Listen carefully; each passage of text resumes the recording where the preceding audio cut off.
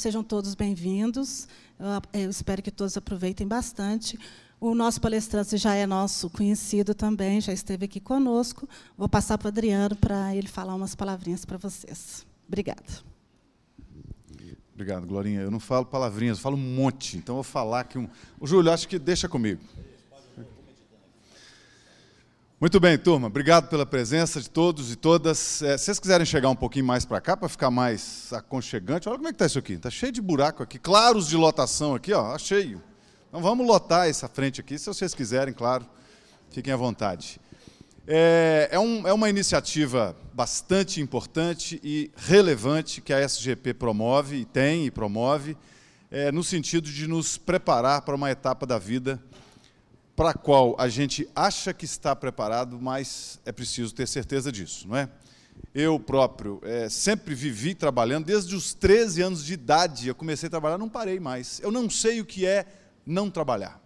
Eu não sei o que é não sair de casa para trabalhar. Eu tive 2 licenças médicas aqui nessa história do tribunal, 2 licenças médicas, 2 pequenas cirurgias que eu fiz, eu fiquei em casa aterrorizado com aquilo. Eu já tinha condição de sair dali. Foi bom que a turma lá em casa gostou, que eu pus mais canal na televisão, ainda não tinha Netflix, foi bom aquilo. Mas a gente não sabe o que é ficar parado. Sabe o cachorro correndo atrás do carro? Quando o carro para, a gente não sabe o que faz, o cachorro não sabe o que faz. Me parece que isso é uma metáfora interessante para a gente aplicar na própria vida. A gente corre atrás da aposentadoria, ela chega, e agora? Então, essa iniciativa ela é muito feliz e muito oportuna, porque visa nos preparar. É um momento crítico da administração, especialmente da Justiça Eleitoral, porque nós sabemos que as lacunas deixadas, elas não estão sendo preenchidas, e isso nos causa um temor, porque as capacidades vão saindo e nós vamos tendo dificuldade em repor os talentos, repor a experiência, repor a força de trabalho. Isso é um problema à parte, que vai ser tratado. Aliás, essa aqui não é uma palestra para estimular a aposentadoria. É para pôr medo, para ninguém aposentar. Porque nós não queremos que ninguém aposente. É claro, isso é uma questão institucional que vai ser tratada e precisa ser tratada, é uma realidade. Mas o que nós queremos aqui hoje é que cada um examine a sua perspectiva. Eu, na minha casa, minha esposa aposentou tem 6 meses e já está inventando as coisas dela. Aposentou na UFMG e eu falava com a Glorinha, ela é professora lá na UFMG, e lá eles fizeram um núcleo, uma composição multidisciplinar, eles têm tudo lá, né? Tem psiquiatra, tem o terapeuta ocupacional, tem o economista, fizeram um núcleo e ela teve um treinamento excelente. Nós vamos tentar trazer algo semelhante para cá. Esse é apenas o primeiro passo. Nós precisamos disso, precisamos nos preparar para essa nova fase da vida. Nós vamos viver até os 100 anos. Eu estou garantido, tem 100 anos. Já falei com ele lá, já me liberou, 100 anos já está garantido. O que passar é lucro, mas até os 100, tranquilo. Precisamos nos preparar para a nova etapa, nova fase de vida. Não é uma questão apenas de direito. Tanto que não é a COP que está organizando isso. Não é. Quem está organizando isso é a CAS, porque é uma questão psicológica, de atitude, de saúde. A nossa sessão psicossocial, como é que é o nome? Sessão de atenção psicossocial que está promovendo, juntamente com a Coordenadoria de Atenção à Saúde. Precisamos nos preparar psicologicamente, precisamos saber o que fazer, precisamos ter rumo na nossa vida, senão a gente definha, atrofia. A gente se identifica com o trabalho aqui, todos nós nos identificamos com o trabalho aqui, e todos nós precisamos de um plano para sentir, para antever o que será após essa virada de página na vida. Precisamos, senão vamos atrofiar. A gente fica ansioso por esse momento da vida, é um desejo. Quando algum colega aposenta, a gente celebra, que beleza, nosso sonho de consumo. Será?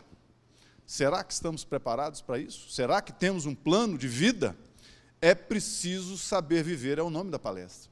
Porque nós vamos viver muito tempo ainda, e precisamos saber usar o nosso tempo nessa fase da vida, que é uma fase de tempo disponível, mas com força ainda para fazer coisas importantes, coisas relevantes. Então, o Júlio vai nos trazer palavra nessa direção. O Júlio é um estudioso do comportamento humano, já contribuiu conosco aqui numa reunião anterior sobre o estresse. Então, ele já é parceiro nosso, já nos entende um pouco, não é, Júlio? E ele vai contribuir conosco para essa preparação. Mas, acima de tudo, Júlio, não estimule o povo a aposentar. Põe medo na turma, é o melhor. Põe medo para aposentar. Então, gente, aproveitem essa oportunidade. Na sequência, a SGP anunciará a continuidade desse programa, visando o melhor para nós. Nós dedicamos a nossa vida e temos vida para nos dedicar a nós mesmos e aos nossos queridos, aos nossos projetos no futuro, e precisamos nos preparar para eles. Então, aproveitem esse momento, essa oportunidade, que seja construtivo e que seja bom para que cada um amadureça as decisões a tomar, os momentos da vida, e que seja bom para todos nós. Eu estou aqui, tá? Não estou aqui só falando, não, eu estou sentado aqui também, porque eu estou nessa turma aí, ó, eu estou misturado. Então, eu também preciso me preparar, porque não vai ser só uma paradinha de cirurgia, né? Vai ser uma parada que eu preciso saber, quando chegar o meu momento mesmo, o que fazer da vida. Então, Júlio, a plateia é sua, aproveite aí a turma está ansiosa por ouvir as suas palavras, e fique à vontade, muito bem-vindo, viu? Obrigado.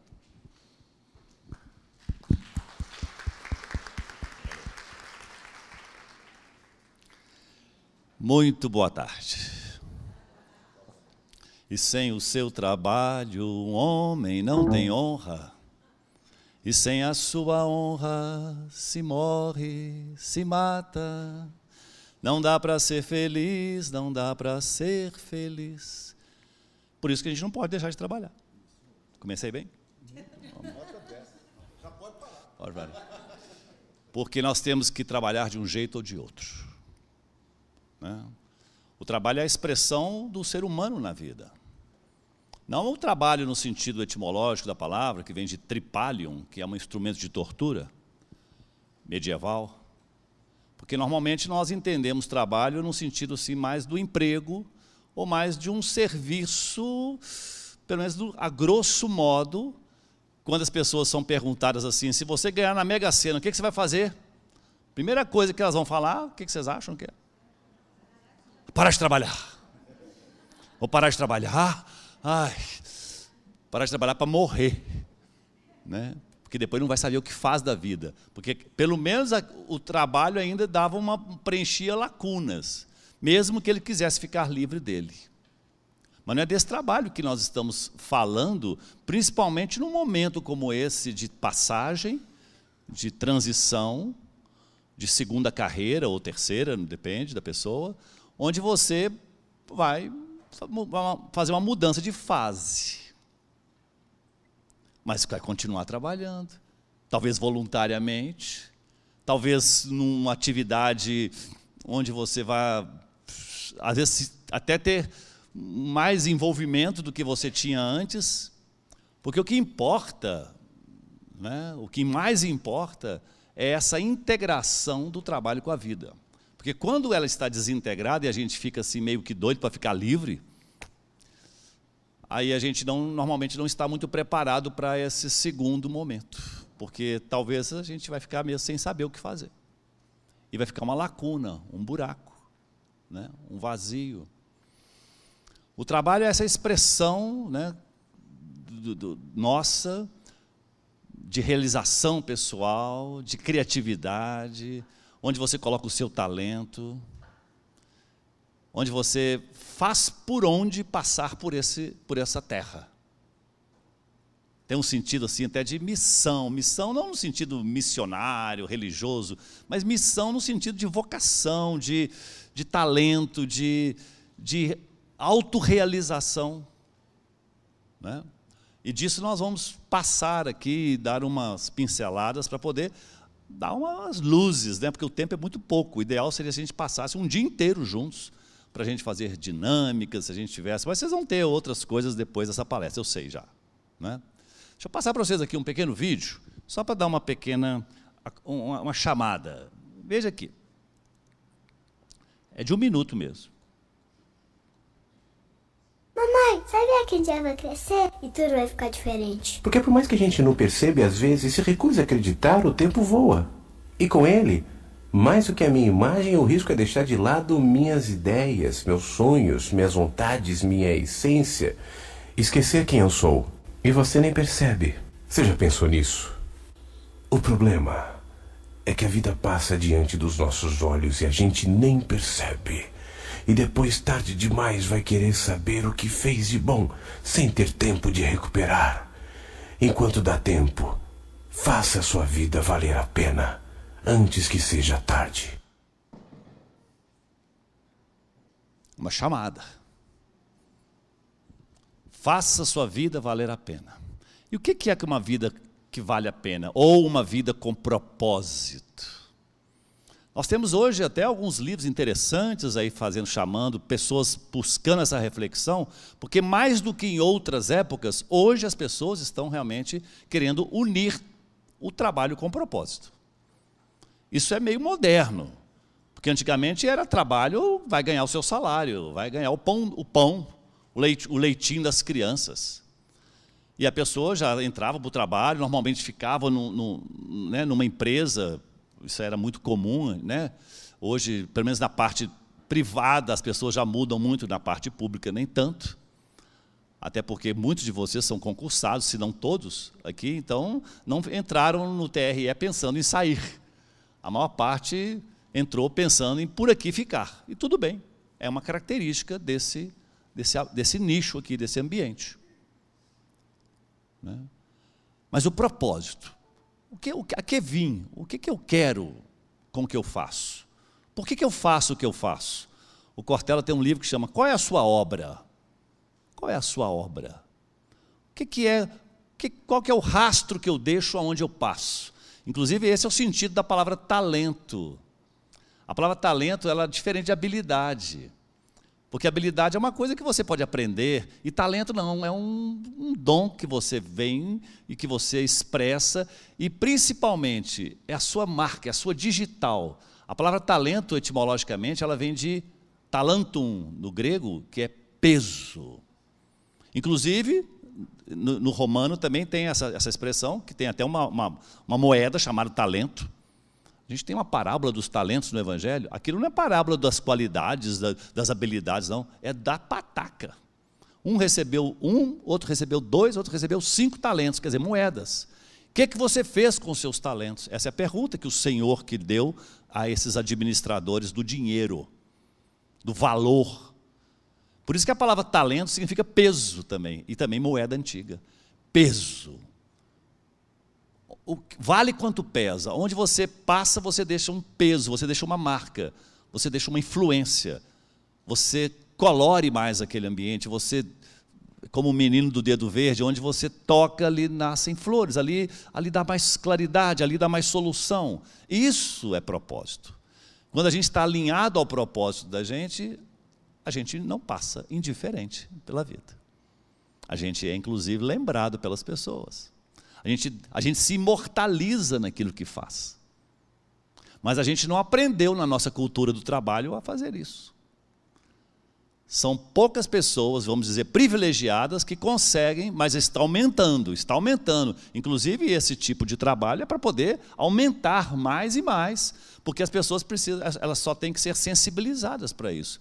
E não precisa nem de mudar de emprego, de mudar de local de trabalho. Basta fazer um ajuste onde está, principalmente nessa questão de propósito. Porque o propósito de um trabalho não tem a ver com a natureza do trabalho que você faz. Se você é digitador, se você trabalha em atendimento pessoal, se você isso é um detalhe que tem a ver com as habilidades. Mas a nossa vocação, o nosso talento, ele pode ser exercido em muitas naturezas de trabalho. Se a pessoa ela é um curador, isso é um talento. Ela pode ser um curador em várias profissões. Até como marceneiro. Mas o que marceneiro vai fazer armário? Mas ele conversa com as pessoas. Ele também faz um tipo de cura, por exemplo, ele foi lá atender um apartamento, foi fazer a instalação de um armário, tudo bem. Só que a pessoa lá comentou também alguma coisa ou outra, e ele falou assim, não, mas de repente se a gente fizer assim, isso pode resolver. Ele dá soluções, que é um tipo de cura também, vamos dizer assim. E também, no trato com as pessoas, muitas pessoas sentem que aquela pessoa que passou por ali, nossa, foi uma pessoa diferente, uma pessoa como aquele marceneiro de uma história, né, que conta que 2 irmãos tinham brigado. Mas brigaram feio de poder, assim, passar a risca na divisa do sítio onde eles moravam e falar assim, não quero ver mais sua cara. Principalmente o irmão mais velho em relação ao irmão mais novo, que parece que aprontou. De repente veio por ali um homem pedindo trabalho, era um marceneiro, e ele falou assim, eu tenho sim. sabe aquelas madeiras ali? Por favor, constrói para mim ali uma cerca de madeira naquele lugar ali de travessia. Porque eu não quero saber, meu irmão falou um pouco da história, eu não quero saber dele mais não. Ah, entendi, pode deixar comigo. E aí o homem deixou a tarefa, deixou lá uma ferramenta que precisava e foi embora para a cidade e ia voltar no fim da tarde. E quando ele volta no fim da tarde, aí que ele olha o trabalho muito bem feito desse marceneiro, muito bem feito, só que era uma ponte, ao invés de uma cerca. Porque com as mesmas madeiras você pode construir uma coisa ou outra. E aí ele ficou bravo com o marceneiro, mas é o contrário, eu queria. E aí no que ele já estava bravo, ele vê o irmão dele caminhando em direção ao seu imóvel, ao seu terreno, entendendo que o irmão havia dado uma senha. E ele estava todo cheio de remorso, cheio de culpa. Então ele, mais do que depressa, abriu o coração dele e veio atravessando a ponte, de braços abertos. E o irmão aqui ainda com a raiva do marceneiro, Aí ele não se conteve e abriu os braços também e foi abraçar o irmão no meio da ponte.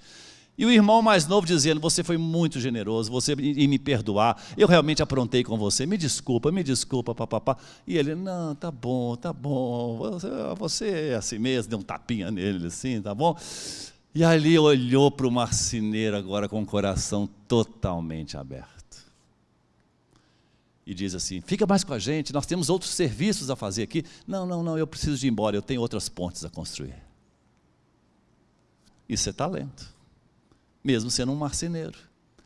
Todo talento humano, todo propósito humano, tem que estar a serviço do amor. Senão, não é. Ele não pode estar a serviço de você mesmo. Ele não pode estar a serviço de uma causa pessoal. Ele está a serviço de uma causa comunitária, holística, para servir o todo. E isso é um outro desafio numa sociedade como a nossa, que é muito individualista, de um modo geral. Onde as pessoas, normalmente, quando se envolvem em alguma coisa, perguntam, o que eu ganho com isso? O que eu ganho? O que eu vou levar? O que eu ganho? Essa é a pergunta? Aliás, foi a primeira pergunta que meu filho fez quando ele começou a trabalhar com 14 anos. Hoje ele é pai. Essa semana minha netinha chegou em casa. Alice. É porque ela nasceu prematura, ficou lá uns 20 dias lá, e eu vou aqui querendo pegar, né? Pois o Rafael já tem 36 anos, ele tinha 14 anos trabalhando na ótica com o avô, numa ótica. E aí, Rafael, perguntei para ele, como é que está lá, beleza? Bom, pai, tá bom. Quanto é que será que meu avô vai me pagar, hein? Quantos cons que eu vou ganhar? Achei muito natural que um adolescente de 14 para 15 anos perguntasse isso, porque ele estava afim de ter o dinheirinho dele para comprar uma coisinha para ele, para ter essa autonomia muito, muito bem-vinda, né? Mas aí, pai, professor, palestrante, já aproveita para dar umas... Ô filho, é legal saber que você perguntar isso, né? Quanto que você quer ganhar, mas essa devia ser a segunda pergunta, não a primeira. Ele ficou assim, como diz o outro, não entendi nada. Como assim, pai? Não, você tinha que fazer uma primeira pergunta. Você tem que perguntar uma coisa antes, para depois você perguntar essa. Ele não conseguiu captar. Qual que seria a primeira pergunta antes de o que eu ganho? Quanto é que meu avô vai me pagar? Quanto é que será que eu vou ganhar? Qual que seria a primeira pergunta? Como? Vai depender disso, da tarefa, mas qual que é a pergunta? Em que eu vou servir? Como diz o outro, para que eu presto? Prestar vem, inclusive, a palavra prestativo, né? Prestar não é assim, você não presta para nada, ela fica, às vezes, um pouco pejorativa, mas qual é o que eu vou oferecer primeiro?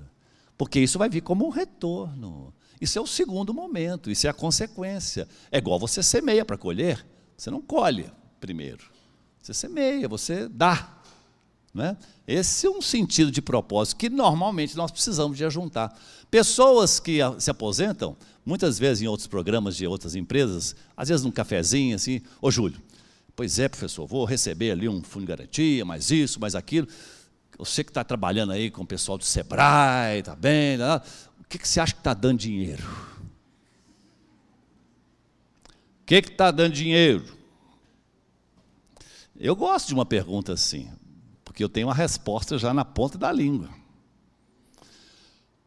Vou te falar agora, nota aí. Notícias de última hora, de última geração, uma fresquinha. Olha, o que está mais dando dinheiro, presta atenção, é você se envolver num trabalho que você faria até de graça. Espera aí, Júlio, o que dá dinheiro? Pois eu estou te falando o que dá dinheiro. Você se envolver em algo que você faria até de graça. Aproveite agora, querido. Aproveite esse momento. Aproveite essa oportunidade que a vida vai abrir para você se envolver em alguma coisa que você faria até de graça. Não estou dizendo que necessariamente vai ser gratuito o trabalho, ou que você venha fazer alguma, mas você vai fazer você vai até agradecer as pessoas por ter permitido que você fizesse esse trabalho. Isso é o que eu faço, né? Quando alguns lugares, tem pessoas que me convidam para palestra. Sexta-feira agora eu vou estar lá em Betim, numa escola pública, que eu faço um trabalho voluntário, tem 2 anos já, amigo da escola. Nossa, quando eles me chamam, às vezes, no mesmo mês, como vai acontecer esse mês de junho, eles ficam cheios de dedos, assim, ô Júlio, dá para você vir aqui, porque vai ser encerramento do semestre, a gente ia fazer um café, mas aí, se você tivesse aqui, fazer um tal, eu falei assim, ô querida, mas eu agradeço demais você me convidar, porque eu já estou sorrindo desde hoje, igual a raposa que marcou um encontro com o Pequeno Príncipe. Eu já estou sorrindo desde agora, porque tem um encontro sexta-feira com vocês. E já estou ganhando. Eles mal sabem que eu preciso de fazer isso. Não é eles que precisam de mim, não. Acaba também juntando uma coisa com a outra.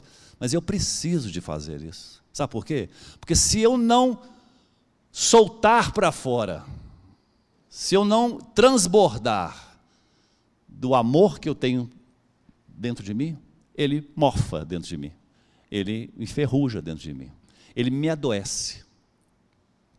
É meu atestado de sanidade mental e física eu poder expressar isso, fazer isso. E faço de um jeito ou de outro. Claro que essa é minha profissão e certamente muitos clientes me pagam. Né? Para fazer isso é preciso, mas quem não pode vai ter o trabalho do mesmo jeito. Isso nunca foi condição, né? Bom quando você pode fazer uma coisa que você faria até de graça, porque aí você fica envolvido com aquilo, você se entrega mais naquilo, e com um detalhe, você se salva, sanidade mental, física, sua saúde. Hoje é sabido que quanto mais você estiver vibrando, nós comentamos isso um pouco aqui naquele trabalho da mesa redonda da saúde, porque tínhamos que falar sobre isso, porque saúde depende disso. Quanto mais você estiver vibrando nessa frequência, porque é uma frequência do amor, e quando eu falo amor, não é uma coisa piegas, não. Romantismo, só love, não. O amor é uma frequência, ela é a nossa gênese. Ela é o que mais nos aproxima da feitura de quem nós somos. Quanto mais, é igual quando você coloca a gasolina certa ou combustível certo num carro. Hoje está tudo assim meio misturado, mas antigamente, quando os carros eram só movidos a um tipo de combustível, de repente, se você trocasse, ele não funcionaria bem, porque ele não está no combustível certo.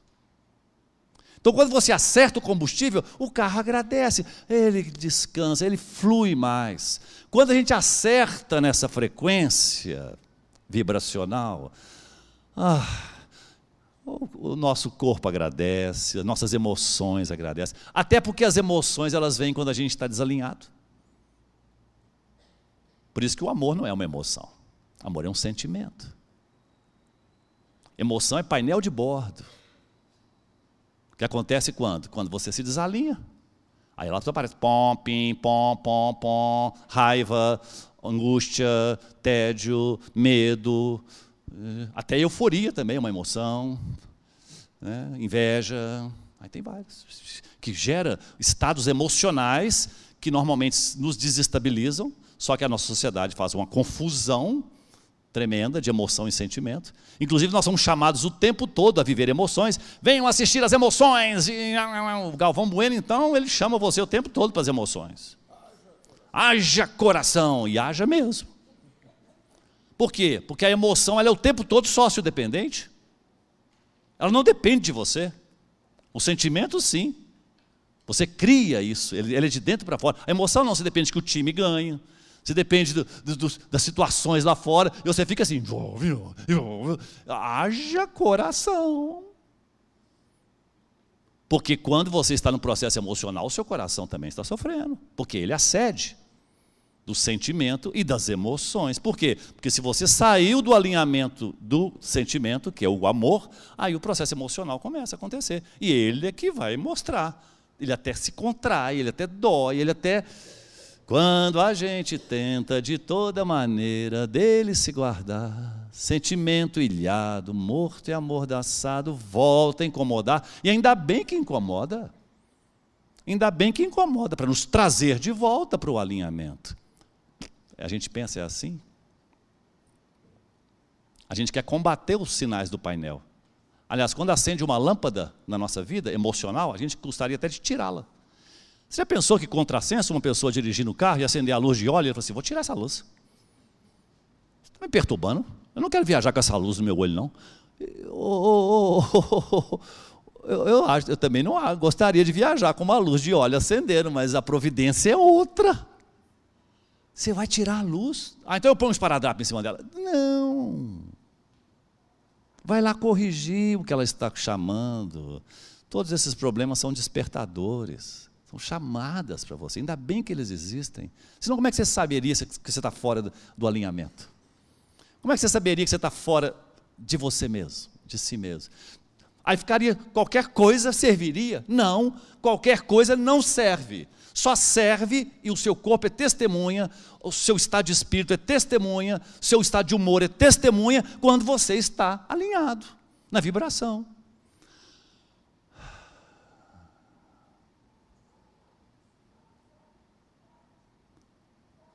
Quando você perdoa, você vem para cá. Quando você estende a mão, você vem para cá. Quando você faz um trabalho voluntário, você vem para cá. Mas assim, doando mesmo ali, né? Sem fazer aquele trabalho igual aquele sujeito que já espera juntar bolinho para poder dar o donativo. Não, ali ainda não entendeu. Esse é um trabalho, querido, fique à vontade. Esse é um trabalho bem parecido com aquela situação da doação no templo lá, no Evangelho, onde Jesus fala, lá, que ele está doando milhões, e uma viúva está doando centavos. Quem deu mais? Uma oferta sincera. Não em quantidade, não quantitativamente. Quem deu mais? Não é com esses olhos, porque o essencial é invisível aos olhos. Pelo coração, gente. Nós estamos precisando muito, muito de acordar o nosso cérebro do peito. Ir por essa lógica. Porque, por essa lógica, tem aquele famoso ditado que já diz que o coração tem razões que a própria razão desconhece. E colocar a mente, que inclusive tem até mais neurônios, porque o coração também tem neurônios. Já foi identificado 400 mil neurônios nele. Ele tem uma rede nervosa também. Ele não é só uma bomba cardíaca só para sangue. Não. As ondas, a frequência magnética que ele emite, ela pode ser percebida a 3 metros de distância. As do cérebro tem que chegar mais perto com os aparelhos. Aqui, ó. É uma coisa interessante que estão percebendo. Essa sede nossa aqui. Tanto é que quando falam, a gente instintivamente, né, eu gosto de brincar, você pode até achar que é exagero, mas quando a gente quer conferir com alguém assim, não, você isso, você mesmo. A pessoa para conferir se é com ela aponta para onde? É você mesmo. Confere. Eu? Será que é por causa do comodismo, que a gente levantar o braço aqui ficaria mais... Por questão de menos esforço? Não sei. Eu só sei que a gente aponta para cá. Eu. Quem sou eu? Desde pequeno nos falaram tantas coisas. Se você não estudar, você não vai valer nada. Por exemplo, muitos escutaram isso. Se você não estudar, não vai valer nada. Ficou uma referência importante. Não estou dizendo que o estudo não seja importante. Poxa, mas ficou uma referência de valor humano. A tal ponto que muitos colocam como critério, inclusive, divisor de águas de uma pessoa valorosa, mais ou menos. Você pode achar exagero, mas tem muitas pessoas que se pautam. E nós todos temos um certo peso para esse critério na nossa vida. Esse grau de instrução. Quem dá muita importância a mestrado, doutorado, a ser doutor, se é isso, dependendo de, onde é que você fez seu curso? Porque se a pessoa falar que fez aqui mesmo, tá bom, mas se fez no estrangeiro, não, menino, você é danado, hein? Tá. Aí já parece que você ganhou mais ponto para mim. Você subiu no meu crédito. E todos nós, parece que vamos dando uma pontuação uns para os outros, de valor. Por aí passa o corpo também. Dependendo até da cor da pele, os pontos também vão, viu? Sabia? O tipo de cabelo também vai, principalmente entre mulheres. Que prezam muito o cabelo. O homem preza também, assim. Mas a mulher preza mais o cabelo do que o homem. Se você falar assim, encontrei com fulano, como é que ele está? Não, está bem demais. É porque está com a saúde boa, equilibrada. Se alguém falar que está bem demais, você já entende o quê? Aqui, sim ou não? Está bem demais é porque está montado na mufufa. Tem dinheiro. E esses critérios, eles realmente inundaram a nossa vida de um modo... Olha, beira ao absurdo, e eu vou fazer isso porque eu já confessamente, da gente achar que vale mais uma pessoa até que tem um sobrenome estrangeiro, ou um sobrenome diferente do que o comum, dos Machado, dos Pereira, do Silva. Se tiver uns W, for difícil de pronunciar, aí parece que a pessoa tem mais importância. Você acha, Júlio, aí você exagerou. Bom, pode ser, mas comigo já foi... Eu me lembro quando uma vez, isso já tem um bom tempo, eu estava procurando um cardiologista para fazer um teste ergométrico, peguei o catálogo da Unimed. Bom, eu moro lá na Cidade Nova, tem mais de 150 médicos cadastrados aqui. O que você acha um critério lógico para eu escolher um médico?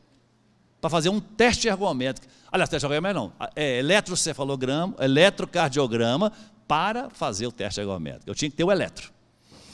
Me dá um critério lógico aí, por favor. Perto lá de casa, é só olhar os endereços. Outro critério lógico. Se você quer um médico mais experiente, por exemplo. Pega lá o CRM dele, costuma ter no bar do nome lá. Se for menorzinho, mais velho de casa. Né? Então vai lá, tá bom. Mas esse que vos fala aqui não estava olhando CRM nem rua de bairro, não. Era isso mesmo que eu estava olhando. Sobrenome. Podia ser José no nome, mas se fosse Vandenberg, aí estava bom. Eu não sei de onde eu tirei isso. Isso a gente chama de inconsciente coletivo. Se você não tem o critério por você mesmo consciente, você pega o outro. Porque o outro está aí, meu querido, na prateleira. Se você não entrar na consciência, você já está no inconsciente coletivo, nos automatismos. E aí a vida vai sendo pautada, como diz o Gonzaguinha, são tantas coisinhas miúdas, roendo, comendo, arrasando aos poucos com o nosso ideal. E aí vai entrando, e a gente vai caminhando pela vida, escolhendo umas pessoas, rejeitando outras, preferindo algumas situações, e esses critérios estão lá atrás, como se fosse coordenando, como se fosse fantoches. Valor, profissão. Quando a gente entra, então, em determinados lugares de trabalho, onde tem muita Vossa Excelência, muito doutor disso, doutor daquilo, para cá e para lá, não sei se não é o caso aqui, né? Brincando. mas ao mesmo tempo dizendo que isso acaba reforçando essas coisas. Para sair disso, você tem que realmente respirar e fazer o jogo do lugar que tem que ser feito mesmo, não tem problema, mas sem levar a sério isso. Entrar em cena, porque entrar em cena não tem problema nenhum. Júlio, mas aí a gente vai ficar falso? Não, querido, você está o tempo todo em cena.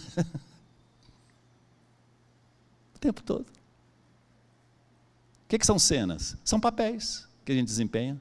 Inclusive esse de trabalhar no tribunal, de ser isso ou ser aquilo.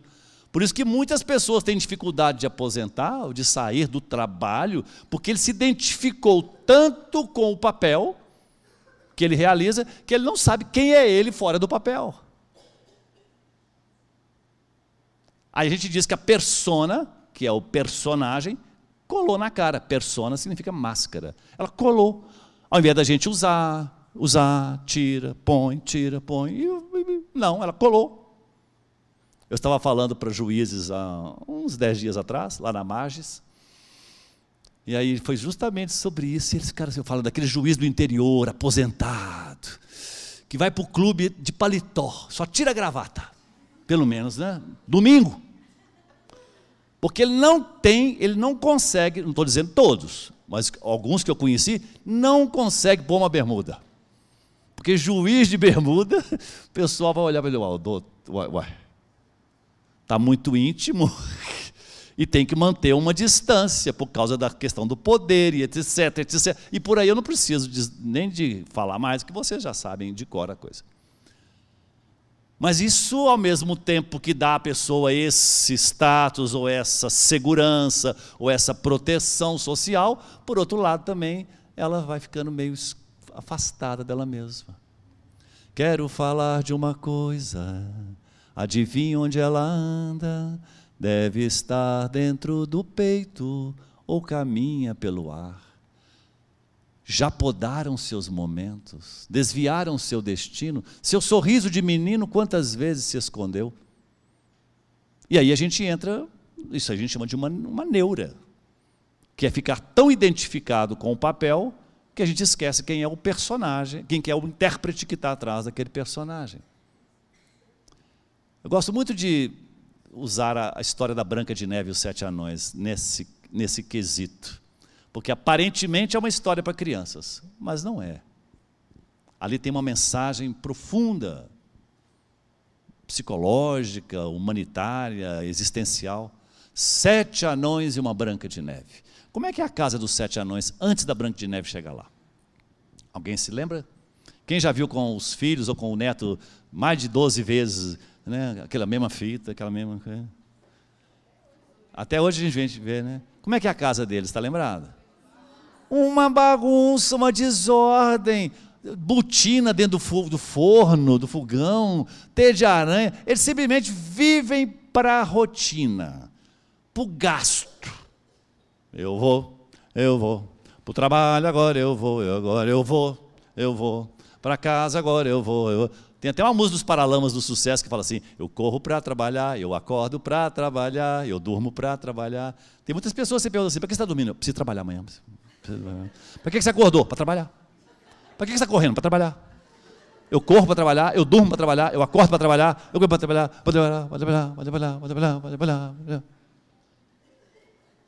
Então, se tirar o trabalhar, fica aquele vácuo. Cadê eu? Puxou o tapete da pessoa. Por isso que nós já precisamos de nos preparar. E preparar significa a gente saber que está num papel e investigar esse intérprete que está por trás do papel. É realmente um trabalho filosófico, existencial, e que várias coisas ajudam a gente a fazer isso, seja através de uma leitura, suas reflexões, a meditação, várias ferramentas que te chamam a esse cuidado. Quando a Branca de Neve ela chega na casa dos 7 anões, o que acontece? Primeiro ela arruma a casa. Né? E ela não arruma sozinha, não, ela tem uma ajuda boa, né? Dos elementais ali, dos animaizinhos. E depois ela dorme, e quando eles chegam e veem aquela casa toda arrumada, eles se sentem ameaçados. Acham que alguém vai roubar a casa deles. vai tirá-los da zona de conforto. Porque os papéis são assim, não mexe comigo não. Não mexe comigo não, deixa eu quietinho onde eu estou. Qualquer coisa nova que tenha é uma ameaça. Né? Por isso tem pessoas que aposentam e continuam aprontando para sair para o serviço. Vai para o ponto do ônibus, vai para lá, fica ligando. Tem umas associações de aposentados que são fortíssimas. As pessoas vão para lá todo dia contar caso. Do que fizeram, do que foi. Está lembrado? Pois é, menina, tem daquele chefe, né? Já morreu, mesmo, e fica. Fortíssimas associações, já fiz palestra nelas também. Porque não se vê noutro papel. Ele está aposentado, sim, é apenas um detalhe. Apenas um detalhe. Mas ele não desincorporou ainda não. Mas quando entra a Branca de Neve, então eles querem até matá-la, a princípio, mas depois que eles veem a beleza dela, eles se rendem. Todos abaixam, tiram o chapeuzinho, mostra a carequinha. E antes que eles venham dar nome para ela, ela fala, não, você é o Soneca, você é o Atixim, você é o Dunga, ela que dá o nome. Ou seja, e eles sentem um alívio, porque é muito bom você assumir um papel, mas quando tem o intérprete, que é a Branca de Neve. Ela que põe a ordem na casa. O intérprete é a Branca de Neve, é o self, é a pureza, é a inocência dentro de cada um de nós. Há um menino, há um moleque, morando sempre no meu coração. Toda vez que o adulto balança, ele vem para me dar a mão. Toda vez que a bruxa me assombra, ele vem para me dar a mão. O menino, essa menina que tem dentro de você, ela é a nossa salvação, porque ela que é guardiã do sonho. Do sonho. O que foi feito, Davi? O que foi feito? Como é que é? Amigo de tudo que a gente sonhou. O que foi feito da vida? O que foi feito do amor? Quisera encontrar aquele verso, menino, que escrevi há tantos anos atrás. E aí vem um lamento essa música, ela chama Devera. Um lamento, e ela termina dizendo, não vá dormir como pedra e esquecer o que foi feito de nós. Ou seja, não se deixe corromper, não deixe corromper o seu sonho. Isso, aliás, não é nenhuma opção que você tem, eu acho que nem é livre-arbítrio, porque sabe por quê? Porque senão você adoece, senão você morre, porque a morte externa, ela primeiro vem uma morte interna. As pessoas morrem por dentro antes de morrer por fora. Assim, numa reflexão. Recuperar isso, essa Branca de Neve. Mas isso exige que a gente faça uma virada. Veja uma ondinha aqui, como ela fez essa virada dela. Quer ver? Ó? Veja aqui a ondinha. Oh, como sofro, as outras ondas são grandes e eu sou pequena. Algumas estão em ótima situação e eu sou tão desprezível. Está ela lá no mar da vida. Isso aqui é uma grande metáfora, né? O mar da vida.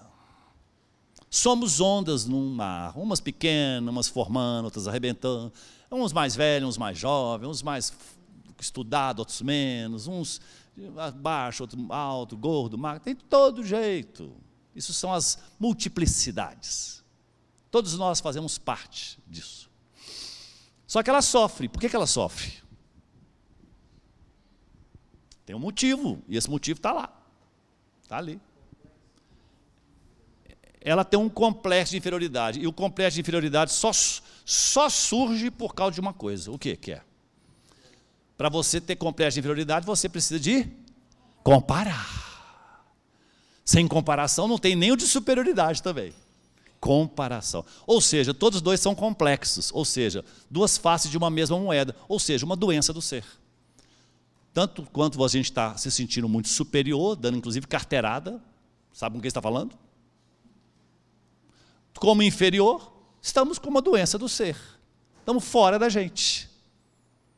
E aí uma onda mais equilibrada diz, Você acha que sofre porque você não viu claramente a sua forma original. E ela fala, mas o quê? Não sou uma onda? O que eu sou então? Como assim? O que eu sou? Você não é uma onda. Uma onda é apenas a sua forma. Você não é um funcionário do tribunal regional. Isso é apenas um trabalho. Você não é mãe. Isso é apenas um papel. Uma situação da vida. Você não é velho. Você não é novo. Você não é brasileiro. Eu sou brasileiro, sim, Timóteo. Não, isso é um lugar que você nasceu. Isso aí é uma invenção. Quiçá, um dia até termine isso, que a gente possa só dizer assim, sou cidadão do mundo. Porque quando você é brasileiro, tem aquele que não é. Você já percebeu como é que as notícias reforçam isso? De repente o Jornal Nacional ou qualquer outro lá vai dizer assim, houve um descarrilhamento de trem na Índia. Felizmente não tinha nenhum brasileiro. O consulado do Brasil já estava lá tomando as providências e viu que não tem nenhum brasileiro. Então ele já se retirou. Porque já que não tem brasileiro, o que eu estou fazendo aqui? Eu estou falando alguma coisa errada? É assim que funciona? A gente chama isso de geossentimento. Isso afasta do amor também. O amor não entende isso. Como uma criança não entenderia isso. Por quê, mãe? Por quê? Filho, ele é cada um, ele é lá, nós aqui. Ele é outra família. Ele é outra casta. Não, ele é outra religião. Não, ele é outra nacionalidade. Não, ele é outra raça. E a gente vai fazendo isso. Até as crianças entrarem no eixo. E se corromperem também. E corrupção significa afastar do centro, do amor. Amor é a lei fundamental, pessoal. Fundamental. Deram até o nome de Deus ao amor. Deus é amor. Acho que foi a definição mais feliz que deram, foi essa. Mas como assim, Júlio? A gente tem que ficar então apaixonado com as pessoas? A gente tem que ficar levando todo mundo para dentro de casa? Não. Você simplesmente tem que vibrar, aproximar e ver o outro como o igual. Foi o que ela diz aqui. Mas não sou uma onda, então o que eu sou? Qual que é a resposta que nós vamos dar para essa ondinha? O que ela é mesmo, essencialmente? Ela é água, isso mesmo.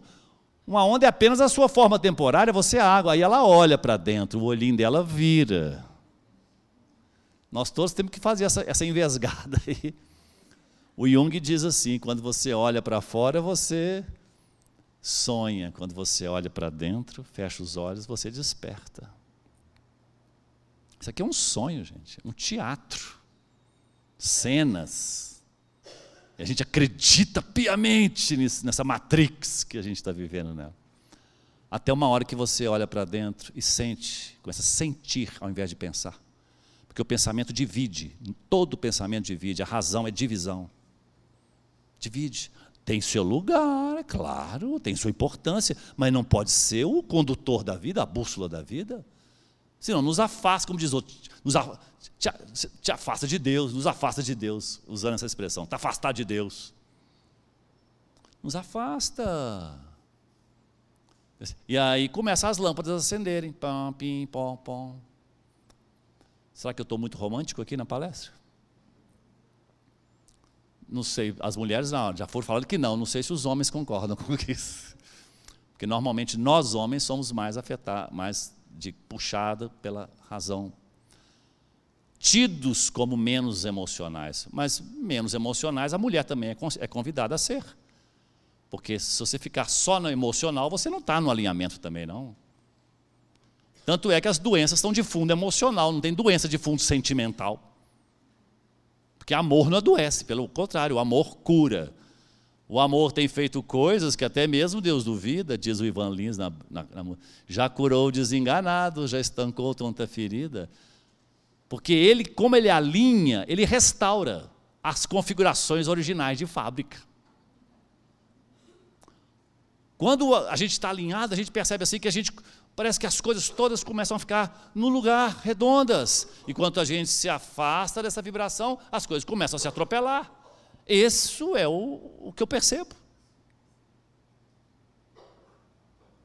Ah, estou sofrendo demais. Ah, nada dá certo. Nossa senhora, estou matando um leão por dia. Onde é que você está vibracionalmente? O que passa pela sua cabeça, pelos seus pensamentos? Muita preocupação, muita ansiedade, medo. Você está aí. Volta. Ah, mas como? Essa é a questão. A gente nem sabe como. Porque a gente não foi treinado para saber voltar para casa, voltar para esse lugar. A gente foi treinado para ser bem comportado. Seja uma boa menina, seja um homem honesto, um homem trabalhador, uma boa menina, comporte-se bem. Mas a gente nunca foi treinado a lidar com as nossas raivas, com os nossos desvios de alinhamento, que acontecem e tem que acontecer, eles são naturais. A gente aprendeu a sufocá-los. Ou eles são vistos como coisa errada, como coisa má. Aí a gente aprendeu a fingir, para ficar aparentemente certinhos. Isso é o complexo de perfeição. Isso é um desastre. Aí que você piora mais ainda. E hoje ainda tem uma bateria de remédios para poder te dar uma sensação de que você está no meio, naquela base, mas está. Né? Uma onda é apenas a sua forma temporária. Eu sou água. Sim, quando perceber que a sua essência é água, não ficará confusa em relação a ser uma onda e deixará de sofrer. Ah, entendi. Olha, ela sorri. E ela não deixou de ser o que ela é pequenininha, ela está desse tamanho, ela é o que ela é, a forma. A forma não mudou, mas ela se iluminou. Por quê? Porque mudou a percepção, mudou o olhar. E dependendo de como você muda o seu pensamento, você muda o seu sentimento.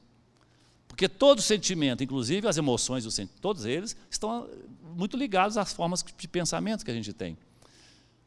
Veja um paciente do Dr. Viktor Frankl, que eu não sei se eu contei essa história aqui, mas se tiver contado na passada, não tem problema contar de novo.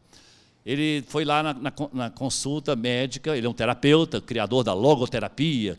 Logoterapia não é legoterapia, né? A gente pensa logo.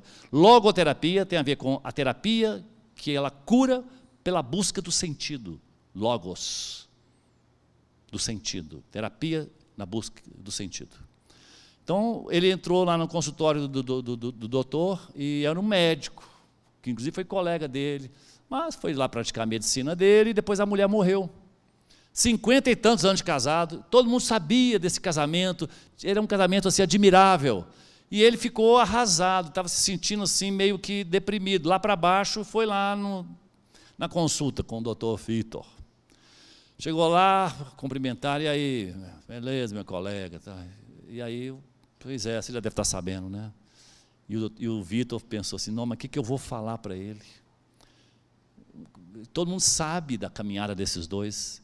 Não sei se talvez eu no lugar dele estaria da mesma forma. Mulher, morreu. Era unha e carne, os dois.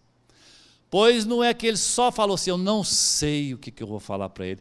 Menino, quando alguém fala não sei, os céus se abrem. É a porta dos insights, é o não sei. Porque enquanto você sabe, você não vai saber. Por isso que Sócrates diz que o que sei é que não sei, é que nada sei. Por isso era considerado o homem mais sábio da antiguidade. Ou então aquele cara que foi visitar o monge, né, a famosa história do monge que começou a servir chá para ele, e aí foi tornando o chá na xícara dele até começar a transbordar, e o cara lá, que era um doutor, que veio lá fazer uma entrevista com o monge, falou assim, mas o senhor para de colocar, já está derramando. Falei assim, mas eu estou mostrando para você como é que você veio até mim. Você veio como uma xícara cheia, tudo que eu colocar vai entornar, não vai adiantar, vai esvaziar sua xícara. Você quer saber mesmo? Então procura não saber primeiro. Então, quando o doutor falou, não sei, aí ele teve uma ideia. Olha, gente. Aí ele dá um sorriso, até fala assim, plim, plim. Ou seja, ele mesmo aprende com esses insights que vêm.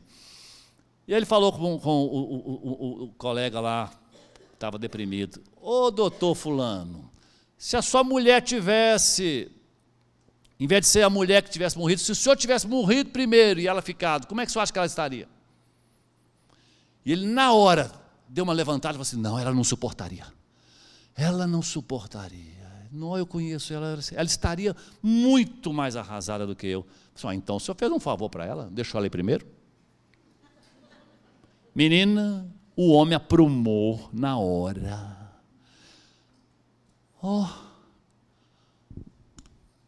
Quanto que eu pago? Não preciso dizer mais nada, já está feita a terapia. Mudou o sentido do pensamento dele. Ele reverteu o pensamento. Ao invés de ver a metade vazia da garrafa, ele viu a metade cheia. Ao invés de ver o cocô da vaca como cocô, ele viu como adubo, porque o estrume ele pode ser uma coisa ou outra, é você que vai dizer. A garrafa ela é metade vazia ou metade cheia, é você que vai dizer, e todos os dois estão certos. Só que dependendo de onde você olha, você tem um tipo de sentimento. E é o sentimento que vai mostrar onde que você está. Quem reclama, está certo. Todo reclamador está certo, gente. Você viu reclamar sem justa causa? Mas vai preso a si mesmo, está certo. Mas vai sentir mal a si mesmo. Então, há duas frequências, porque tudo é frequência vibratória. Existe uma vibração medida em hertz do reclame, da queixa. Existe uma frequência totalmente diferente, também medida em hertz, da gratidão. Tanto é que se você quiser mudar, assim, num estalo de dedos, o seu processo vibracional, comece a procurar motivos para agradecer. E você vai achar. É só você voltar o seu olhar para aquilo que você quer. Me dê motivo para ir embora. Não é assim? O que dá para rir, dá para chorar. Questão só de peso e medida. É a sua escolha.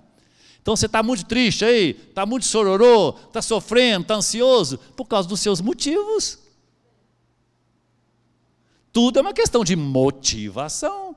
Por isso que quando a gente fala palestra motivacional, não é palestra para a gente ficar dando pulinho no auditório apenas. Não, está bem que seja isso de vez em quando, não tem problema.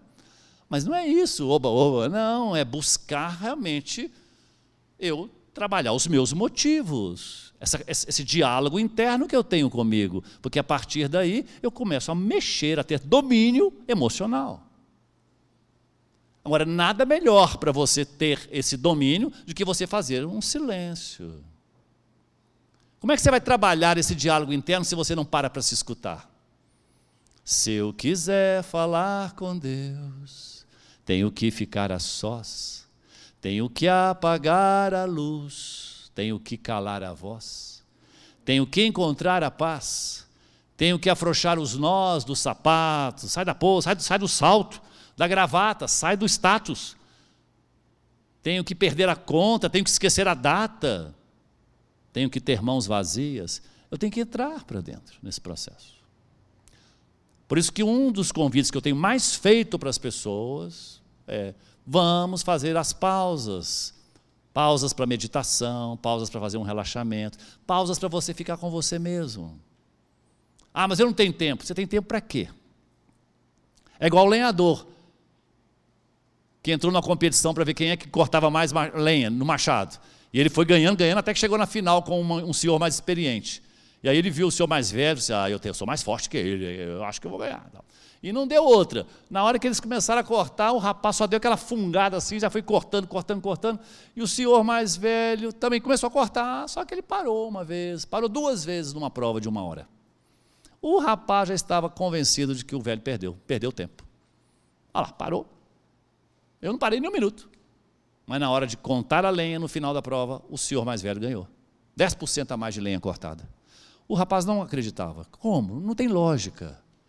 Como é que o senhor conseguiu? Ele conferiu. O senhor ganhou mesmo, mas como que foi? Eu vi o senhor parado lá, perdendo tempo. Ô, meu jovem. Eu não estava perdendo tempo, não. Isso fez toda a diferença. Aliás, foi por isso que eu ganhei. Você acha que eu estava fazendo o quê quando eu parava? Eu estava olhando os passarinhos? Bom, isso também é bom. Mas eu estava basicamente fazendo o quê? Afiando o meu machado. Porque se eu não faço essas pausas estratégicas, eu não rendo, eu não otimizo. Eu vou ficar mais no sacrifício do que na produtividade, no prazer, no conforto do trabalho. Às vezes o seu trabalho, você está cansado, não está rendendo. Eu já fiz isso várias vezes em alguns... Eu me lembro até claramente de um trabalho lá no antigo Tribunal de Alçada, ali na Francisco Salles. Fizemos lá uma semana de palestra. Todo dia eu ia lá mais ou menos 4 horas, durante os 4 dias da semana. E durante a palestra teve uma vez lá que eu fiz um momento de pausa, fizemos uma pequena meditação, um pequeno exercício, focalização, né? Aí as pessoas ficam zen, assim, tal. No dia seguinte eu sempre perguntava: "Ei, como passou de ontem? Como é que foi lá chegar em casa? Alguém tem alguma coisa para contar?" Uma levantou a mão e falou assim: "Olha, Júlio, eu vim aqui ontem na Bacia das Almas, porque eu nem podia vir, não. Eu estava lá cheio de processo para fazer, o juiz pressionando, pedindo, porque eu estou com prazo, não, solta aí as coisas e tal." E ela assim, sem render, sem ver como que processava aqueles materiais todos lá, e assim, atolada. Mas aí, como ela não estava indo para lado nenhum, a hora que passou lá na intranet, "Vamos ao salão." Aí um boneco, tem uns que até jogam uma guilhotina no boneco assim, "Sai para lá, tem muito serviço para fazer." Pois ela foi, por isso que ela falou na Bacia das Almas, se rendeu, como diz, vou lá. Foi lá, participou, fez o relaxamento, o seu momento de inspiração, e depois eles voltavam para o expediente, que era de 4 às 5, tinha ainda mais uma hora e meia. Pois ela falou assim: "Eu voltei, e quando eu olhei aquelas mesmas coisas que eu estava olhando o dia inteiro, eu não acreditei que a solução estava na minha cara e eu não estava vendo." Claro, você não estava inspirada, você só estava transpirando. Não faça essas pausas para você ver. Você vai viver mais no sacrifício, no estresse. Só que precisamos aprender, precisamos de criar esse hábito de fazer isso. E depois, quando você cria o hábito, você não fica mais sem. Porque você vê que a sua vida melhora demais, sua saúde melhora demais, suas opções melhoram demais, quando você tem. Caso contrário, elas vão ficar só administrando conflitos. Vejam, você tem um questionário aí na sua mão. Esse questionário é um questionário de adaptação, capacidade de adaptação. Ele está convidando você a responder aí o 0, 1 ou 2. É isso mesmo? Isso. Você vai marcar 0 se raramente ou nunca você consegue fazer essas coisas que está falando aqui. Por exemplo, tudo na minha vida acontece na hora certa. Ah, não, raramente, eu só fico me atropelando, tudo. Então você marca 0. Ah, não, algumas vezes eu percebo que as coisas acontecem na hora certa. Marca 1. Não, frequentemente as coisas acontecem na hora certa para mim. Então marca 2. A número 2, quando alguém me rejeita, eu me sinto magoado, mas aceito como uma decisão que cabia a outra pessoa. Quer dizer, eu fico chateado ali, mas eu não fico guardando aquilo, não. Eu aceito que o outro possa ter discordado de mim. Se frequentemente eu consigo fazer isso, marco 2. Não, às vezes consigo, algumas vezes, marco 1. Não, eu quase não consigo fazer isso, marco 0. E vai por aí. São 21. Muito bem, se a gente somar 21, usando, se todo mundo marcasse 2 desse 21, o máximo seria 42 pontos, não é isso? Que teria. O máximo. Então a gente vai dividir isso em 4 quadrantes. Né? Seria de 0 a 10, de 10 a 20, de 20 a 30, de 30 a 40, tá bom? Isso aqui num livro do Dr. Deepak Chopra, é de onde foi extraído esse questionário, é um livro que chama Corpo Sem Idade, Mente Sem Fronteiras. Ele fala que o processo de envelhecimento, ele é uma decisão também nossa. Como você vai envelhecer, ou até se vai envelhecer.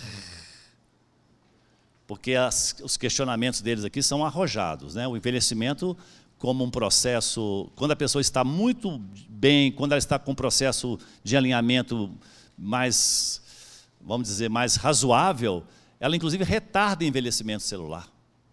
Porque as células, na verdade, elas sofrem um bombardeamento o tempo todo dos nossos desalinhamentos. Deixa eu mostrar para vocês aqui um próprio texto do Deepak Chopra, que fala sobre isso. Quer ver? Ó, que ele chamou de mutantes.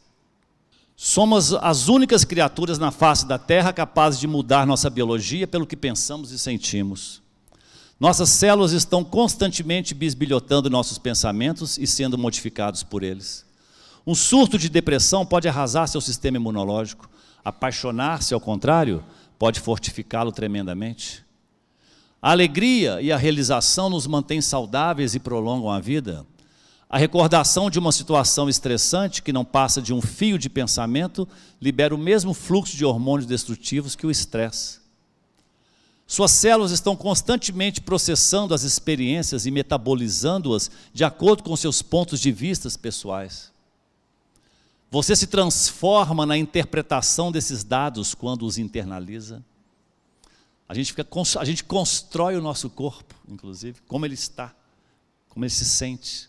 E não só os sentimentos, mas a própria anatomia. O seu cheiro, se a pele é mais hidratada ou não. O processo de envelhecimento celular, tudo vai depender disso. Quem está deprimido por causa da perda de um emprego, projeta tristeza por toda parte do corpo, a produção de neurotransmissores por parte do cérebro reduz, o nível de hormônios baixa, o ciclo do sono é interrompido, as plaquetas sanguíneas ficam mais viscosas e mais propensas a formar grumos, e até suas lágrimas contêm traços químicos diferentes das lágrimas da alegria. Todo esse perfil bioquímico será drasticamente alterado quando a pessoa encontra uma nova atitude mental.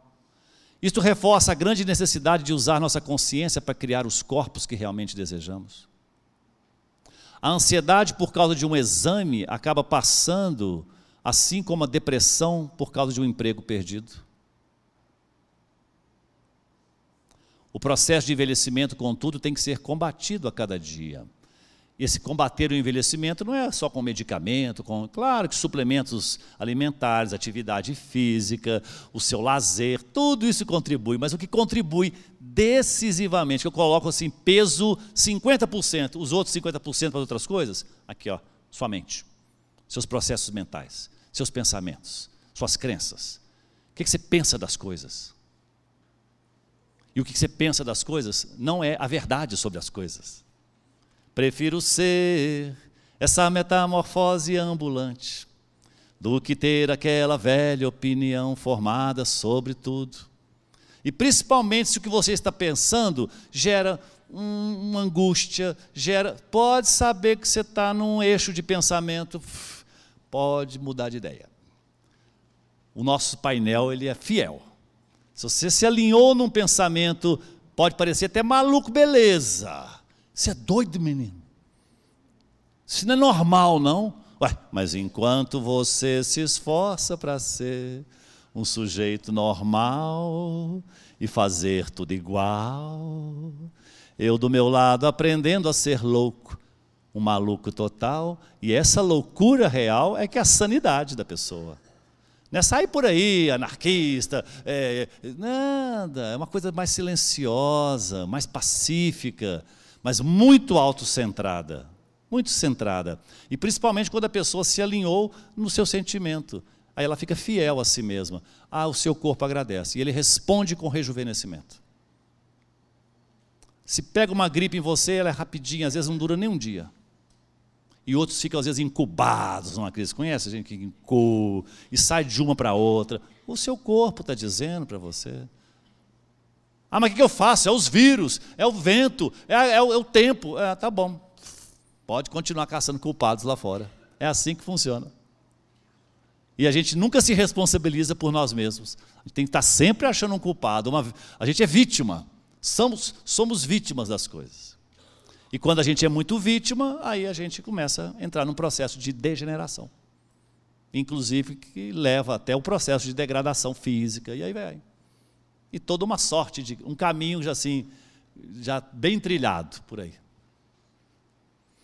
Shakespeare não estava sendo metafórico quando Próspero, num dos seus livros, né, que o ator chama, o protagonista chama-se Próspero, eu acho que é A Tempestade, se não me engano, disse: nós somos feitos da mesma matéria dos sonhos.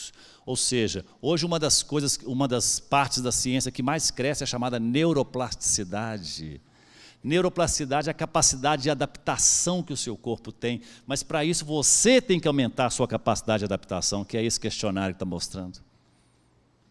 Porque toda neuroplasticidade ela vai ser uma consequência da sua plasticidade mental, da sua capacidade de rever as coisas, de enxergar sobre um novo ponto de vista. Porque um ponto de vista ele é só uma vista de um ponto. Mexer nas suas crenças. Hoje nós temos várias linhas que estão ajudando as pessoas a fazer esse tipo de terapêutica. A programação neurolinguística é uma delas. Tem um tanto que estão ligados a essa linha do trabalho de mexer nas suas crenças, relativizar suas crenças, A psicanálise se presta um pouco a isso também, principalmente ela um pouco mais modernizada, talvez, mais atualizada. Porque hoje é difícil você encontrar um psicanalista ortodoxo, assim, que seja freudiano 100%, né? Porque já vai colocando outros elementos, incorporando, né? Você quer saber como está o seu corpo hoje? Lembre-se do que pensou ontem. Quer saber como estará seu corpo amanhã? Olhe seus pensamentos hoje. Ou você abre seu coração, ou algum cardiologista o fará por você. Esse é o Deepak Chopra, esse sujeito aqui, ó. É um indiano.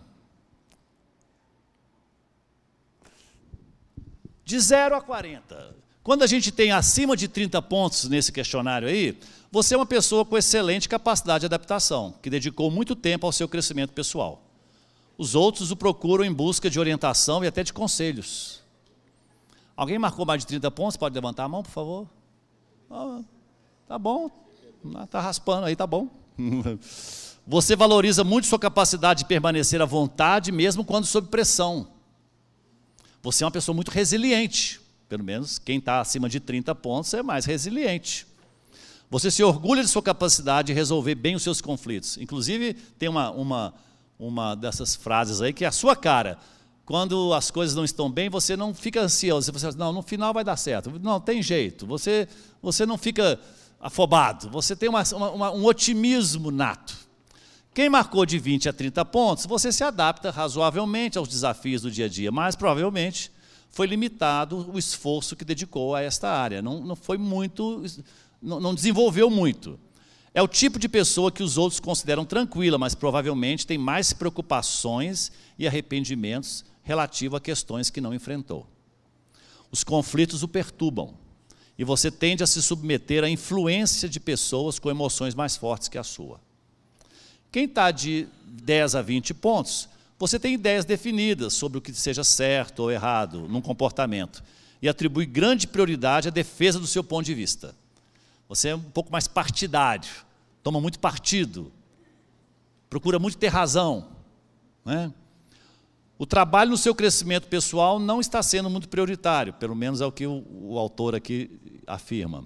Com certeza você é muito organizado, uma pessoa muito direita, muito paga os impostos em dia e tudo mais, mas isso não é o suficiente. Quem está com menos de 10 pontos, gente, quem está com menos de 10 pontos é uma maravilha.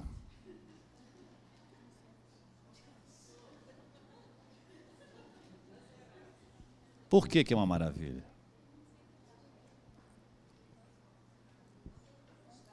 Hã? Oi? Sim, por estar aqui. Ou porque qualquer coisinha que você fizer já vai dar um efeito tão bom. Se você for fazer uma meditação, você já vai sentir assim no paraíso. Se você for fazer um trabalho de uma massagem que seja, se você fizer um dia de terapia, você vai sentir assim que você descobriu o elixir da longa vida. Ou seja, quando a gente está nesse lugar assim, bem num desalinhamento maior, fica mais, o processo, ele dá assim, efeitos maiores no princípio. Quando a gente está com mais de 30 pontos, meu querido, para você arrancar um grauzinho ali, você vai ter que ralar mais. Tá? Ou seja, não fica nessa zona de conforto dos 30 a 34. O problema dos 34 é você parar nos 34. Porque é mais feliz quem pulou do 8 para o 10 do que quem fica no 34. Porque a vida é expansão. Então, quando a pessoa pula do 8 para o 10, ela sente uma expansão, ela sente um grau de iluminação, e isso é que gera felicidade na gente, o crescimento.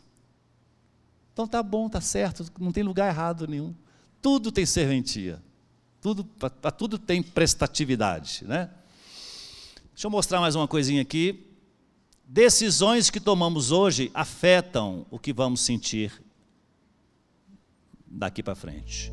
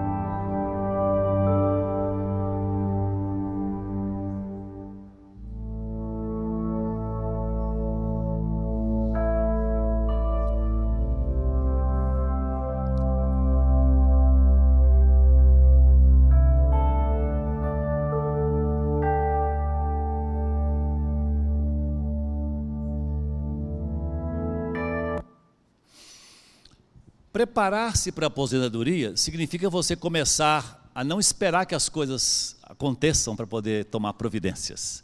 É um trabalho preventivo, é um trabalho de consciência. Consciência é porque você delibera, espera aí, o que eu preciso? Não vou esperar eu aposentar, não. Quando eu aposentar, eu vou ter mais tempo, talvez, para fazer uma atividade física. Mas se você esperar aposentar para fazer uma atividade física, pode ser que tem muita gente enrolando aí para começar. E acaba que a vida vai se ocupando com tantas outras miudezas ali, que acaba, porque ele não criou o hábito. Bom, espero que não seja assim com as pessoas, mas começar a agir agora.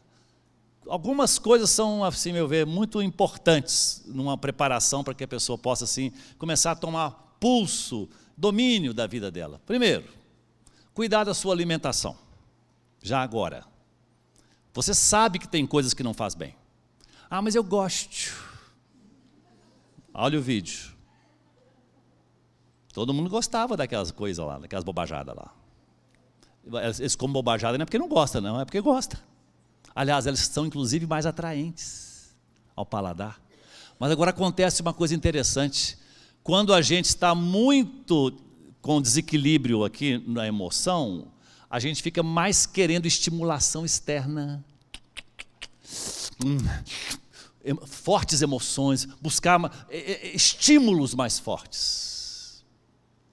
Se você encontra um pouco mais de serenidade, um pouco mais de centramento, você já inclusive começa a sentir que as suas dopaminas já começam a circular mais em você, você fica assim, eu gosto de Coca-Cola, eu gosto daquele, mas eu posso ficar sem, não dependo de comer isso não, até porque sei que isso não me faz bem.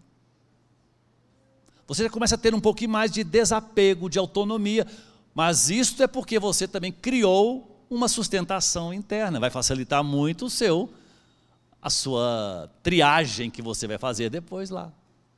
A atividade física também ajuda muito nisso. E a gente normalmente procrastina. Quando eu falo atividade física, gente, nem que seja 10 minutos, 15 minutos. Para o pessoal aqui, há uns dias, no início do mês, nós passamos inclusive uma receitinha chamada Milagre da Manhã. Alguém estava aqui e viu essa parte?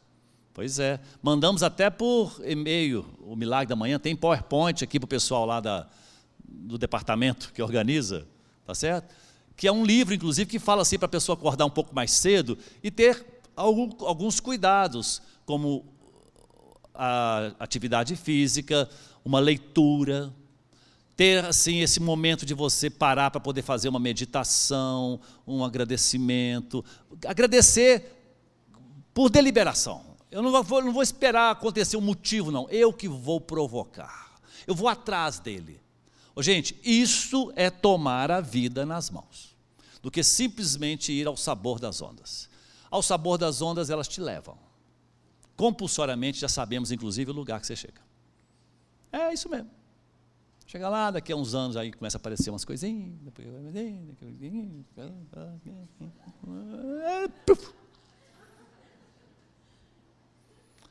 É um caminho já do condicionamento coletivo, do inconsciente coletivo. E se você não assume isso com essa deliberação, você já está nesse inconsciente coletivo. É compulsório. Não tem escolha. O seu livre-arbítrio é: eu vou agir por amor ou pela dor. Escolha. Porque um pacote é de um jeito, um outro pacote é de outro jeito. Vocês têm um texto aí, que eu até pedi, eu sabia que ele não ia ser trabalhado aqui, mas como a gente gostaria de passar muitas coisas, um texto sobre meditação. Eu recomendo que vocês dêem uma lida nele. Aí está dizendo, inclusive, que a medicina já se rendeu à importância da meditação. Tirando esse aspecto mais oriental, espiritual, que também tem a meditação, mas voltou para a medicina, ou seja, simplesmente as pausas das pessoas, muda a neurologia, pesquisas na neurociência já estão acontecendo, falando que aumenta inclusive a massa cerebral das pessoas, elas ficam mais ligadas, mais ativas, enfim, aí seria uma palestra só sobre isso. Bom, agora a gente para um pouquinho para poder as pessoas que quiserem fazer perguntas, fazer alguma colocação, o que você gostaria de ressaltar uma coisa que foi falada aqui, mas você acha que realmente isso é muito importante. Enfim, a palavra está com vocês aí agora. Bom, apesar de Adriano ter falado para você não estimular ninguém a aposentar, eu vim para ouvir um pouquinho por que as pessoas têm tanto medo de aposentar. Por quê, hein? Será que alguém já pode, com o que foi falado aqui, por que a gente poderia já... Será que alguma resposta já foi dada nesse sentido? Hein? Fim da linha. Não sabe o que fazer com elas mesmas. Medo do vazio, não sabe fazer com elas mesmas. Por quê? Porque só investiram mais no papel do que nelas mesmas. Então, se eu ficar sem papel, quem sou eu? Agora, uma coisa eu gostaria de colocar, foi muito boa, porque agora me lembrou de um detalhe aqui que eu não posso deixar de colocar. Gostaria até de encerrar com isso. Pessoal, uma das coisas que mais alinha propósito, que mais faz você encontrar, inclusive, um rumo e um preenchimento, assim, com um ar fresco que vem para a sua vida, né? Todos os seus projetos que vierem para após a sua aposentadoria, não deixe de incluir, porque ele pode ser a pedra fundamental, ele pode ser o as da carta.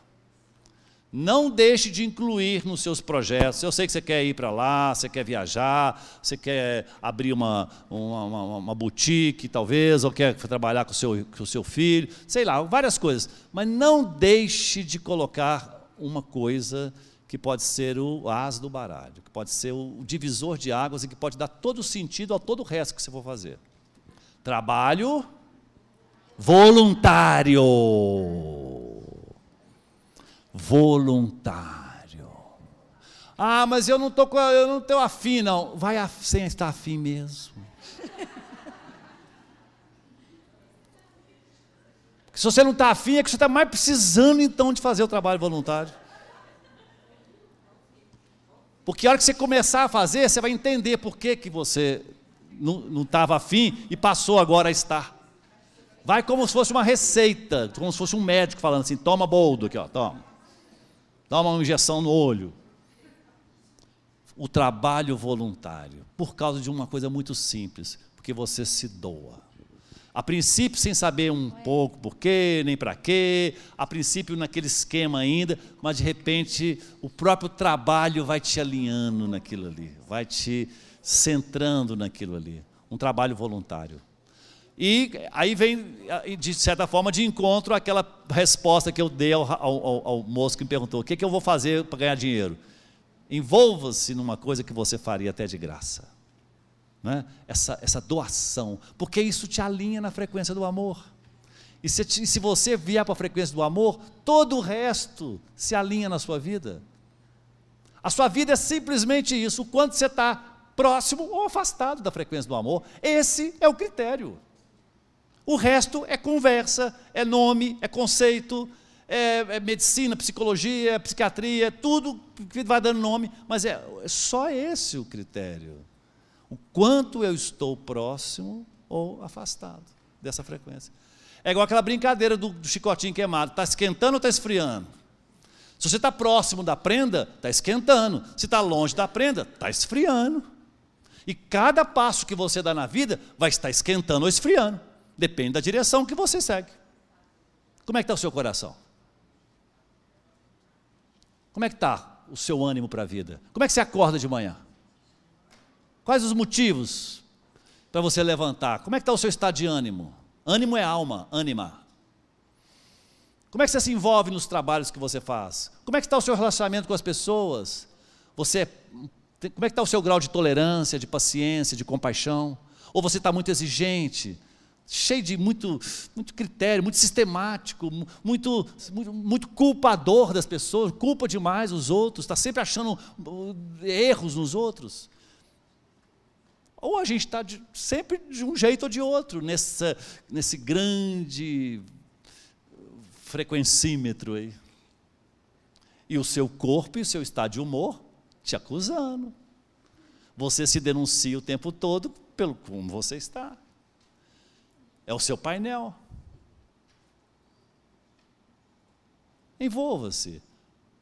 né, nisso. Assim, leve em conta isso. Tá certo? Vou te mostrar aqui agora um vídeo de gente que começou a fazer isso, e veja, agora de todas as idades. Pode apagar a luz?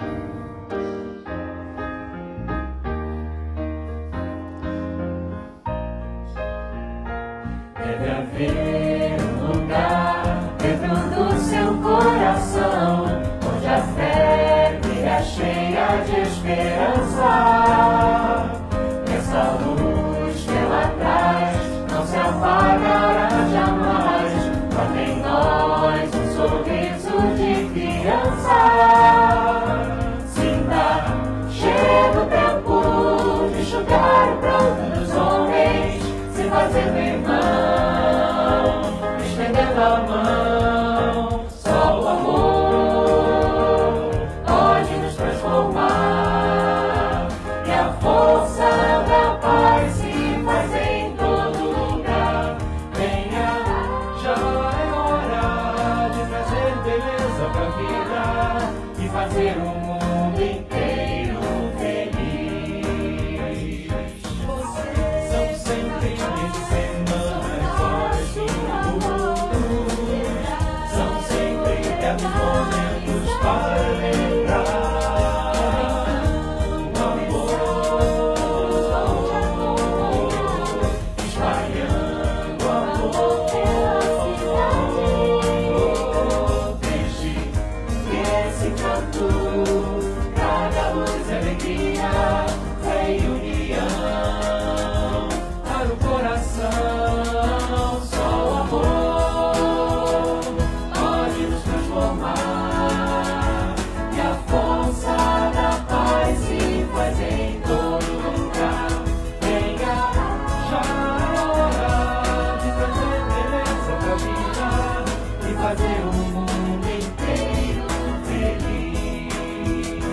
Venha, já é hora de trazer beleza pra vida e fazer o mundo inteiro tudo que fazemos juntos tem muito mais força, vai acontecer.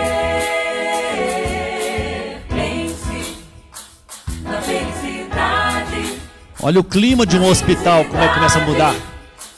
que vai A vibração já está saindo ali, atingindo as pessoas. Você é uma torre de transmissão. Pode estar embotada ou liberada. Uma torre, está aí. Só contagia. E você é o primeiro a ser beneficiado com isso. Eu tenho coragem, você vai vencer. Temos que sair do nosso próprio umbigo. Sair só do pensar, como é que vai ser meu futuro? Como é que vai ser minha vida? Será que eu vou conseguir fazer minhas viagens? Será que eu vou manter meu padrão? Tudo bem, mas pense menos nisso. Você já conseguiu muita coisa na vida. Pense agora em que eu posso doar um pouco mais. Você vai ver o quanto que sua vida começa a mexer. E você vai ver o que é importante na vida. Sabe o que é uma pessoa importante? É uma pessoa que a gente quer importar. Importar. Importação e exportação. Tem gente que a gente quer exportar e outros que a gente quer importar. E quando você é importável, você é importante. Torne-se importante. Torne-se importante. Esse é o projeto maior para uma aposentadoria. Você vai ver que enche de sentido a sua vida e o resto vem por acréscimo. O resto se ajeita. Todo plano que você fizer que não tiver isso, vai ser um plano quixotesco, um plano cheio de variáveis, cheio de imprevisibilidade, cheio de correr para cá, agora a bolsa está subindo, meu Deus, agora está descendo, agora onde é que eu vou, onde é que eu não... Você vai ficar correndo sem rumo, simplesmente porque você está pensando o que vai ser, onde é que eu vou me dar bem. Pare de pensar em que você vai se dar bem, porque você não é sozinho. Você é o mundo e muito mais. Olha a ondinha. Você é o mar. E quando você começa a tratar as pessoas e os entornos dentro dessa nova perspectiva, aí você brilha. Aí você encontrou a pérola escondida no campo.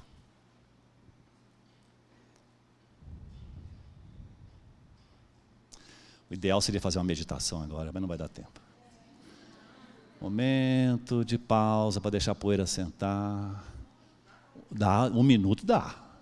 Fecha o seu olho aí, fecha o seu olho. Fecha o olho, fecha o olho. Fecha o olho, fecha o olho, fecha o olho. A turma da organização fecha o olho também. Quem está preocupado com o sorteio, fecha o olho também.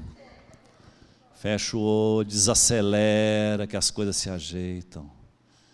Quando você corta um dedo, você não precisa tomar providências nenhuma, o seu organismo mesmo recupera. Você só não atrapalhar. Fecha o olho. Sinta você no mais profundo de você, que está lá assim no seu peito. Entra na sensação, primeiro física, de sentir ali a pulsação no seu peito. Coração batendo mais forte. Algumas pessoas, inclusive, estão com o coração batendo um pouquinho mais forte depois de ter visto esse vídeo. Ficou mais pulsante. O coração dá aquela acordada. Respira.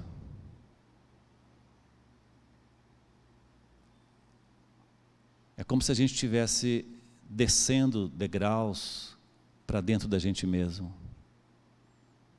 Respira. Inspira, expira.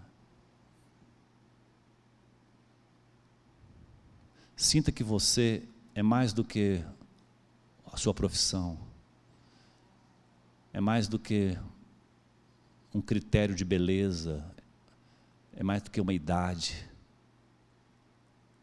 Do que o patrimônio que você tem ou não tem. Que o grau de instrução. Respira e entra mais fundo. Deixa sua mente mais silenciosa.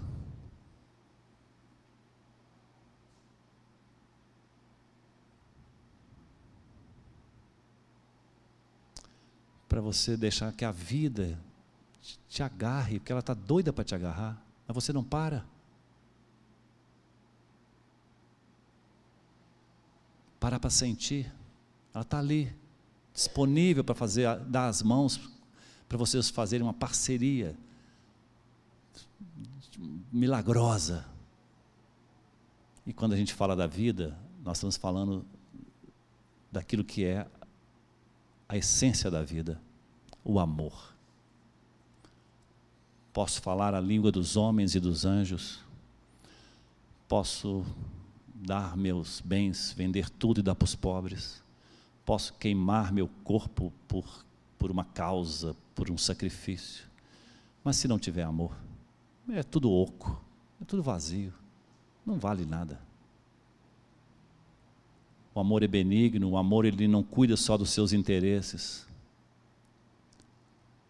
O amor ele olha para o outro como se olhasse para si mesmo, como o irmão, a irmã. O amor é compassivo, generoso. Ele é firme também. Ele também sabe dizer não.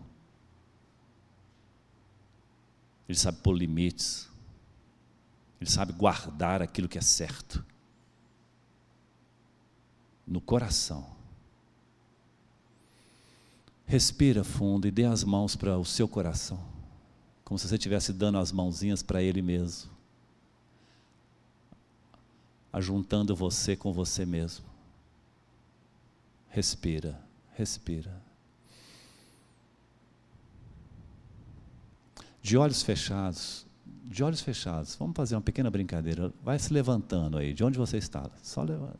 De olho fechado. A brincadeira não precisa abrir o olho para levantar, não. Afinal, não tem nada na sua frente.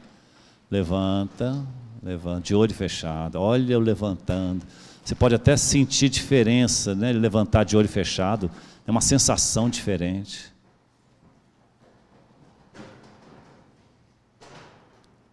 Esse levantar, eu considero, é como se fosse você responder a um chamado. Presente, presente. Estou de pé. Quero me aprontar para esse novo tempo. Quero sair da minha zona de conforto, do meu comodismo, do meu egocentrismo, das minhas preocupações, enfim, do meu eu. Falo demais a palavra eu, meu. E estou agora querendo olhar ao meu entorno. Não vou deixar de fazer certas coisas, é claro, nem de me preocupar o mínimo, me ocupar com coisas, mas eu quero sair desse mundinho pessoal que não está dando certo. Respira, respira. Eu convido você agora a abrir lentamente os seus olhos e se virar para o lado e simplesmente olhar. Não toca na pessoa, não. Não abraça, por favor, porque o abraçar aí seria um despistamento. Só para você reconhecer que existe o outro. Olha para uma pessoa do seu lado, no olho dela. Olha o outro, dá um sorriso. Ei, meu irmãozinho, minha irmãzinha. Estamos juntos nessa? Tá bom. Agora pode abraçar, dar um abraço nessa pessoa do lado. Mas abraço um pouquinho mais demorado, não é com tapa, não é abraço social, não. Um abraço de coração, de irmão, meu filho.